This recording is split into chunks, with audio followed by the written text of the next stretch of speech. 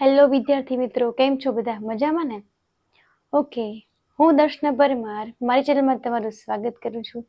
તમે જોઈ રહ્યા છો રાધર્ષ એજ્યુકેશન, જેમાં આજે આપણે ભણવાના છીએ ધોરણ 10 પ્રકરણ નંબર 2, જે તમારું સરસ મજાનું પ્રકરણ છે અને નાનકડું એવું પ્રકરણ છે, બરાબર ને? એમાં સ્વાધ્યાય નંબર 2.2 નો પ્રશ્ન નંબર 2, બરાબર? ટૂંકી રીતે ભણવાના છીએ, કઈ એમાં લાંબુ છે નહીં, બરાબર? એટલે વિડીયો છેલ્લે સુધી જોવાનું ભૂલશો નહીં મિત્રો. દ્વિઘાત બહુપદી મેળવો. મેં તમને ટૂંકમાં અહીંયા રકમ આપેલી છે. રકમ તો એવી છે કે તમને જે આપેલા શૂન્યોના સરવાળા અને શૂન્યોના ગુણાકાર પરથી દ્વિઘાત બહુપદી મેળવો. પેલો પ્રશ્ન જે છે કંઈક આવો આપ્યો છે કે 1/4 - 1.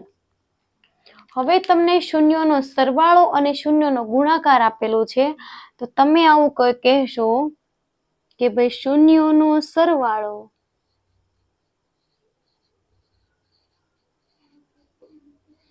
આલ્ફા પ્લસ બીટા બરાબર 1/4. પછી શૂન્યોનો ગુણાકાર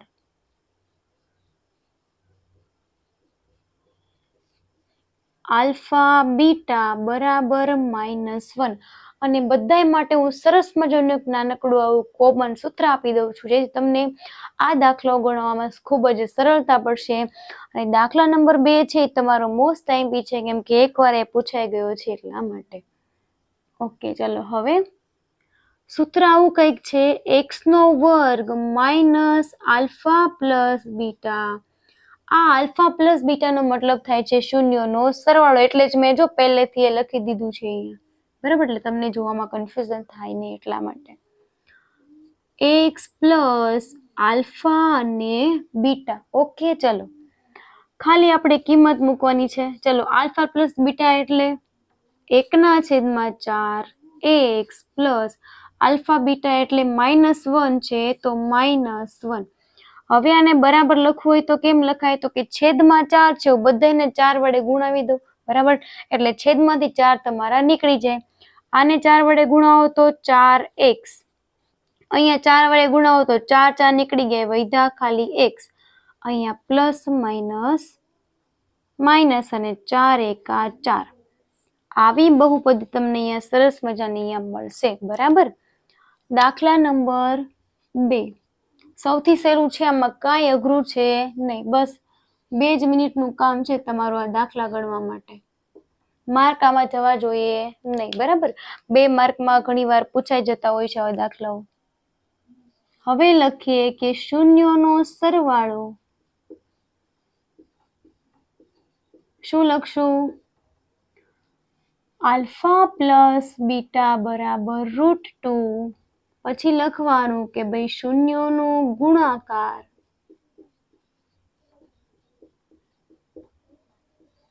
આલ્ફા બીટા બરાબર કૌંસમાં કરી દઉં +1/3. આપણું સૂત્ર લખો, x² minus alpha plus beta x plus alpha beta. ચલો, x² આમને આમ, આલ્ફા પ્લસ બીટા એટલે શું છે? √2x પ્લસ આલ્ફા ગુણ્યા બીટા એટલે શૂન્યોનો ગુણાકાર. બધાને 3 વડે ગુણી નાખે તો શું થાય? તો કે આ જે છેદમાં 3 છે એ નીકળી જાય, તો ગુણો. ચલો, 3x² માઇનસ 3√2x પ્લસ 1. આ તમારી સરસ મજાની બહુપદી તૈયાર થઈ ગઈ છે, બરાબર?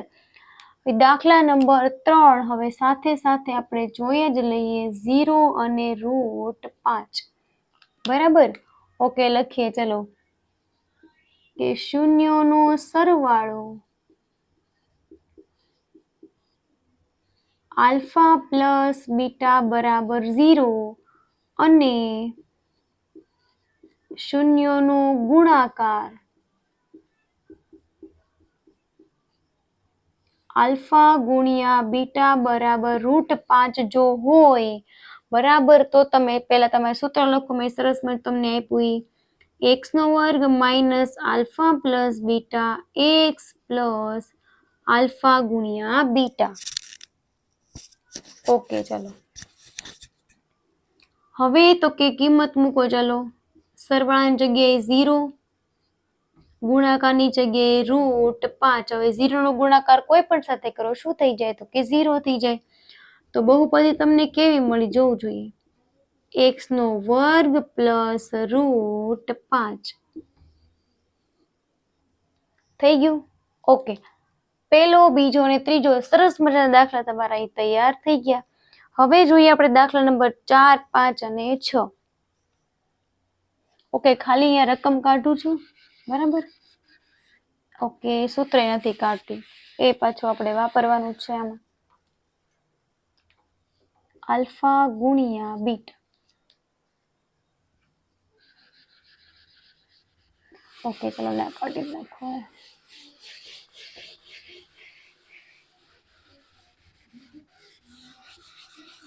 ઓકે ચલો દાખલા નંબર 4 એમાં જો જોઈએ રકમ કઈક આવી આપી છે સરસ મજાનો સૌથી સરળ દાખલો છે તમારો બરાબર આમાં કઈ છે નહીં સરવાળો 1 ગુણાકાર 1 કિંમત મૂકી દો x² માઇનસ 1x પ્લસ 1 કેમ લખાય તો કે x² માઇનસ x પ્લસ 1 આ સરસ મજાની બહુપદી આવી ગઈ દાખલા નંબર 5 -1/4 1/4 બરાબર ઓકે ચલો લખવું પડશે સૌથી પહેલા તો આપણે કે શૂન્યોનો સરવાળો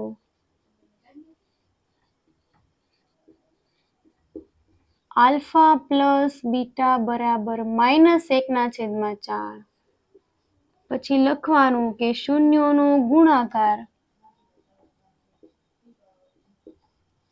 આલ્ફા ગુણ્યા બીટા બરાબર 1/4 તો તમારી પાસે આ સૂત્ર છે જે લખો alpha plus beta x plus alpha beta કિંમત મૂકો x² માઇનસ -1/4x પ્લસ 1/4 છેદમાં 4 છે 4 વડે ગુણાવી દો તો શું આવે 4x માઇનસ પ્લસ x અહીંયા પણ આવશે ખાલી +1 તમારો દાખલો અહીંયા પૂર્ણ થઈ ગયો દાખલા નંબર 6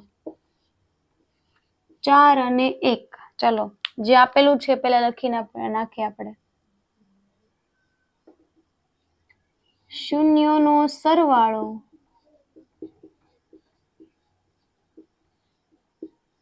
આલ્ફા પ્લસ બીટા બરાબર 4 શૂન્યોનો ગુણાકાર